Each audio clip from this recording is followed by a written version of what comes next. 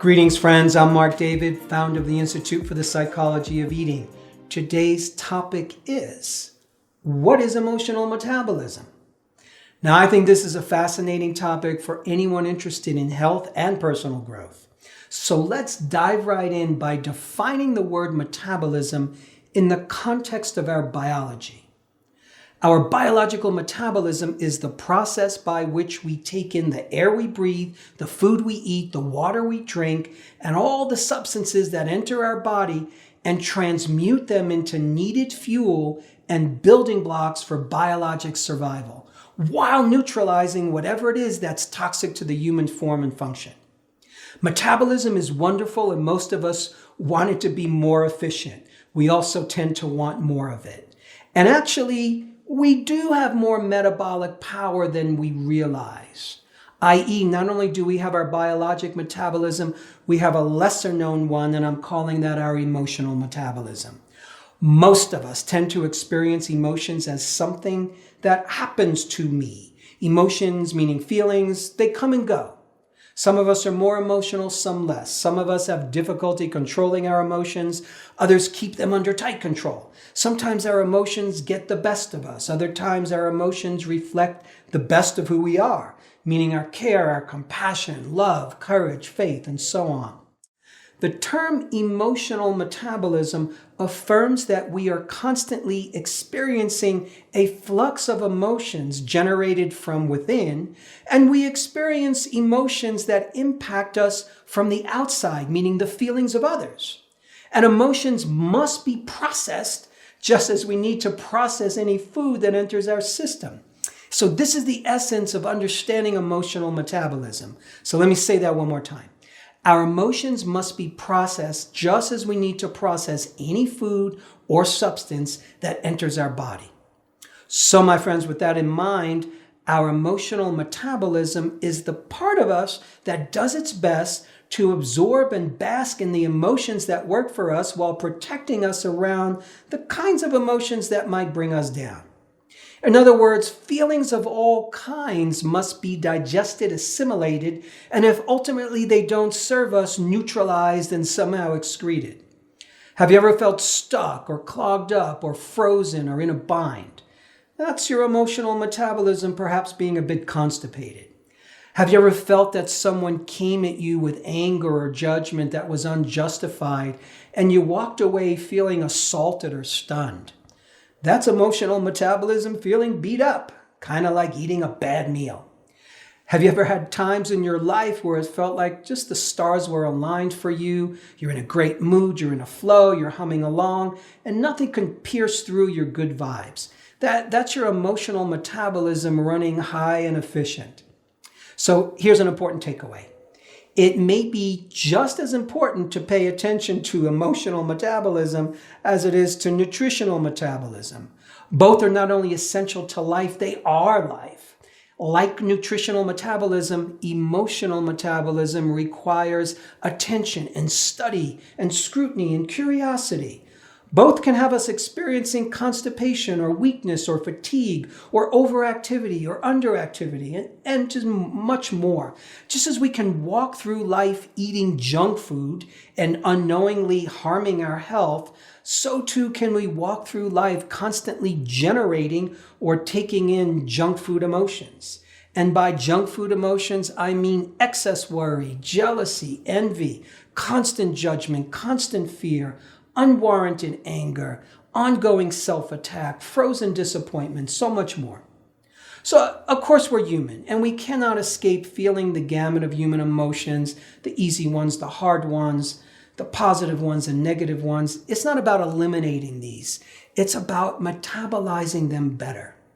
It's about letting them go at our earliest convenience so they don't toxify and weaken us, and refraining from indulging in them or giving them more power than they deserve.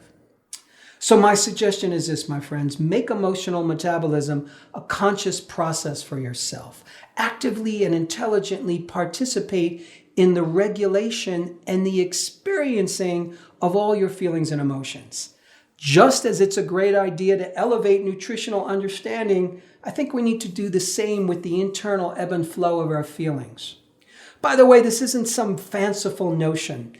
I want to note the late great scientist Candace Pert showed a very interesting and groundbreaking book called The Molecules of Emotions. Essentially, her work demonstrated that every thought and feeling has a chemical equivalent in the body. How could it not? Because we're biochemical beings, and all the chemicals in the body are involved in the overall process of metabolism and experiencing the world. Some of the more common molecules of emotion you've likely heard of include serotonin or dopamine or phenylethylamine, oxytocin, estrogen, testosterone, the endorphins, and a long list of still to be discovered molecules. So here's a very simple way that you can put the concept of emotional metabolism to practical use in your life. Oftentimes we hold back our emotions. After all, who wants to be all out there and upfront about the anger we're experiencing, or our rage, our depression, our hurt, our grief, our fear, our disappointment? These are emotions that many people tend to hide or suppress. And chances are, if you're doing that, that's probably what the world has taught you to do. Oddly enough, we might even choose to mask our feelings of love and desire and intimacy simply because they intimidate us or scare us. And the result is emotional constipation. The result is a sluggish emotional metabolism. The result is just an artificial buildup of emotional energy in our system that needs an outlet. And oftentimes when we're emotionally locked up and when we can't or won't express our feelings or even admit to ourselves that we have them, we look to alleviate the stress of holding back our emotions with something that gives us comfort. Food, for example. So please note that the act of suppressing one's emotions is literally a physiologic stressor for the system. It's no different than if you needed to pee, but you decide to artificially hold it in for too long. It's not natural. It's not necessary. It hurts. So the stress that comes along with emotional withholding always seeks an outlet. Again, food is one such common outlet. For many people, overeating, binge eating, and emotional eating is indeed our emotions calling us for some airtime. In other words, our feelings require attention. And when they can't get our attention, they do our best to send a message to us in any way that they can and in any way that we'll hear it. Our unwanted eating behaviors are often those kinds of messages. It's actually body wisdom asking us to take notice. Feelings are meant to be felt. That doesn't necessarily mean you have to act on every single feeling. When a feeling is felt and honored, it then has a natural lifespan, and our inborn emotional metabolism regulates it in a natural way. So here's a great way to start. Start to feel your feelings. Be honest about them. See if you can notice what's beneath them. Listen for what they're asking of you. Let them wash over your body. Feel what they feel like in the body. Stop fighting them. Stop trying to hide them. Stop pretending that you're not having those feelings. Be real. Just be real with yourself. Be you. Show up honestly with the people that matter most to you. Find your voice. The result will be a better emotional metabolism and most likely a much happier relationship with food. I hope this was helpful for you. Hey friends, we're so happy that you've joined us for another episode of The Psychology of Eating with Marc David. Are you loving these episodes? Then simply subscribe and you'll never miss an episode again.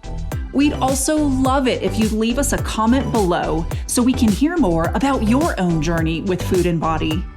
And if you're curious about what we offer at the Institute for the Psychology of Eating, including our internationally acclaimed coach certification training that's rooted in dynamic eating psychology and mind-body nutrition, please head on over to our website, psychologyofeating.com. Until next time, take care and remember,